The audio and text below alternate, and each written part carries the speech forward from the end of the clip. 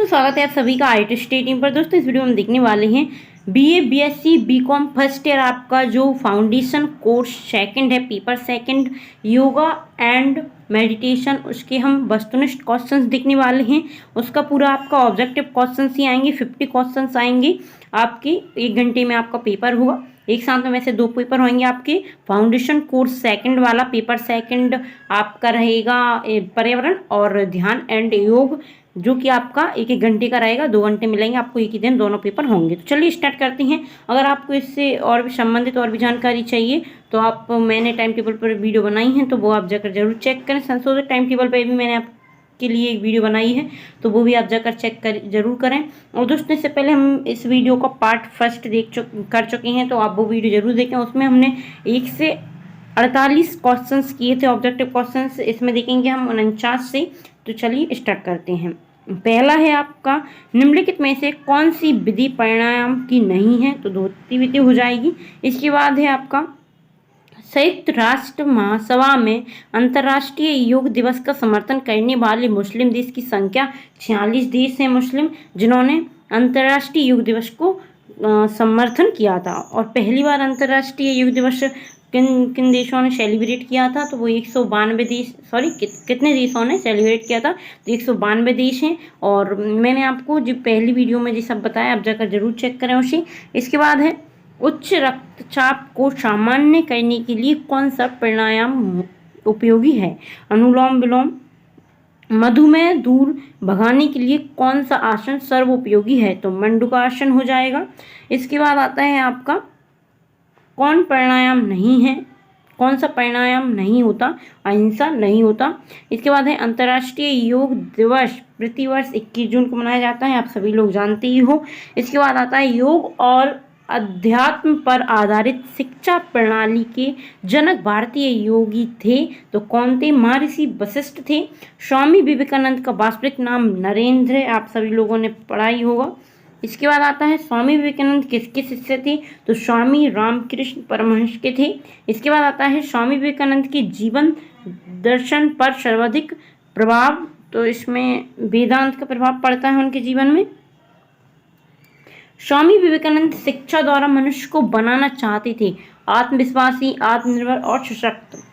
12 स्थितियों को एक बार पूरा करना एक आवृत्ति मतलब चक्र कहलाता है। तो आप सभी लोग जानते हो, सूर्य नमस्कार में 12 आसन होते हैं, 12 स्थितियां रहती हैं।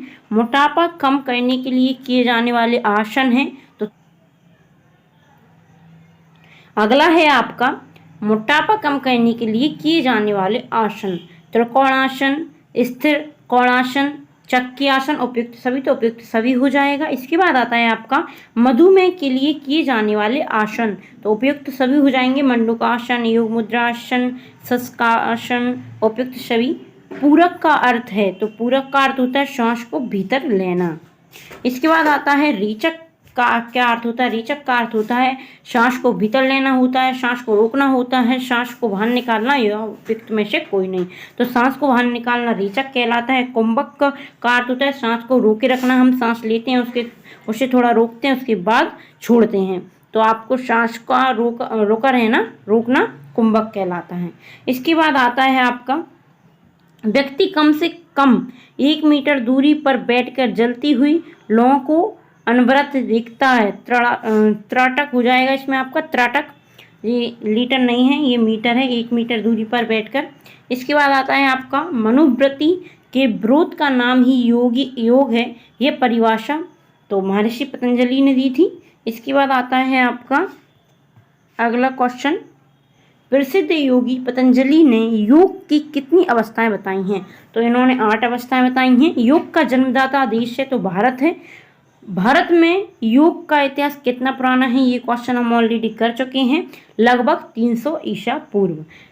प्राण के कितने प्रकार होते हैं? 5 होते हैं। कुछ क्वेश्चंस रिपीट भी हुए हैं यहाँ पे।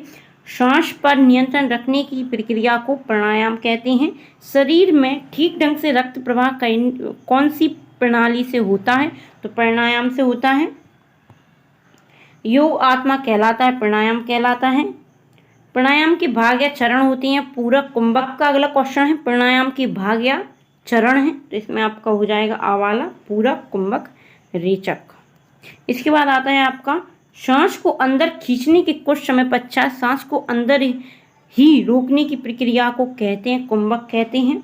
सांस को बाहर निकालने की क्रिया को कहते हैं तो रेचक कहते हैं। इसके बाद आता है नाभि से निचले भाग में प्राण को क्या कहते हैं? अप्राण कहते हैं। कौन सा भाग पाचन क्रिया को एड्रिनल ग्रंथि के कार्य करने की शक्ति को बढ़ाता है? तो साप्राण बढ़ाता है।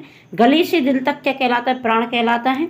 अगला हो जाएगा आपका भगवत गीता के अनुसार योग की परिभाषा है योगा कर्मसु कौशलम।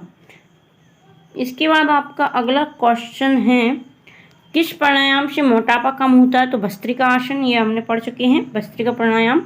सूर्यभीदी प्राणायाम लाभदायक है तो शरीर के सेलों को शुद्ध करने में, शरीर में गर्मी बढ़ाने में, अंतड़ियों के रोग दूर करने में उपयुक्त सभी में, तो उपयुक्त सभी में हो जाएगा।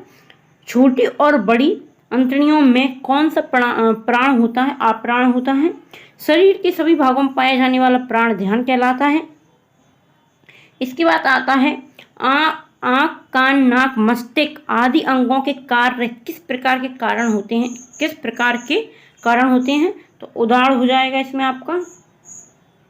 इसके बाद आता है आपका इसमें आपका हो जाएगा। इसके बाद आता है कौन सा प्राणायाम रक्त को शुद्ध करने में सहायक होता है? तो ये हो जाएगा आपका शीतली प्राणायाम। योग समाधि है ये कथन किसने बोला था? महर्षि वेदव्यास ने बोला था। आसन का अर्थ होता है शरीर की स्थिति कि हम किस अवस्था में हैं, वे आसन कहलाता है। मस्तिष्क की पूर्ण एकाग्रता क्या कहलाती है? एकाग्रता क्या कहलाती है? ध्यान कहलाता है।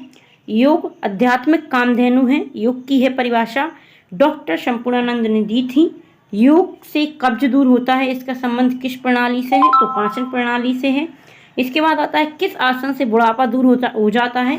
तो चक्रासन हो जाएगा। यम कितने प्रकार के होते हैं? तो ये हमने पढ़ा था 5 प्रकार के होते हैं। अष्टांग योग का प्रथम अंग है तो ये यम होता है। यम अष्टांग योग का प्रथम अंग होता है। पहला अंतर्राष्ट्रीय योग दिवस विश्व के कितने देशों में मनाया गया था? 192 देशों में मनाया गया था। सहयोग था 176 देशों का और मुस्लिम देशों का सहयोग था 46 देशों का। संयुक्त राष्ट्र महासभा में अंतर्राष्ट्रीय योग दिवस का कितने देशों ने समर्थन किया था? फिर से ये क्वेश्चन पूछा गया है यहाँ पे। इसका आंसर था 176 देशों ने।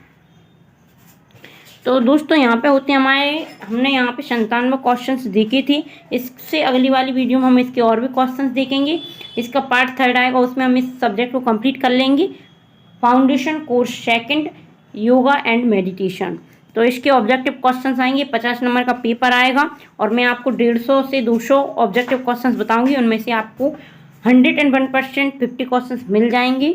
और दोस्तों मैंने आपकी मेजर माइनर इलेक्टिव के सोशोलॉजी, पॉलिटिकल हिस्ट्री ये सब सब्जेक्ट के इंपॉर्टेंट क्वेश्चंस बता दिए, प्रीवियस ईयर के पेपर भी सॉल्यूशन बता दिया है। आप चैनल पर जाकर प्लेलिस्ट चेक कर सकते हो। और तो अभी तक आपने आई टू स्टडी टीम को सब्सक्राइब नहीं किया तो चैनल सब्सक्राइब जरूर कर दीजिए, बेल आइकन प्रेस कर लें ताकि आपको इसी प्रकार की और भी वीडियो का अपडेट मिलती रहे। और दोस्तों मैं इसकी फाउंडेशन के 4 सब्जेक्ट के ऑब्जेक्टिव क्वेश्चंस बताऊंगी आपको। आपका पेपर का पैटर्न भी आपको मैंने अच्छे से एक्सप्लेन किया है। हर वीडियो जो भी सब्जेक्ट की वीडियो रहेगी उसका मैं आपको ब्लूप्रिंट समझा दूंगी। तो चलिए मिलते हैं अगली वीडियो।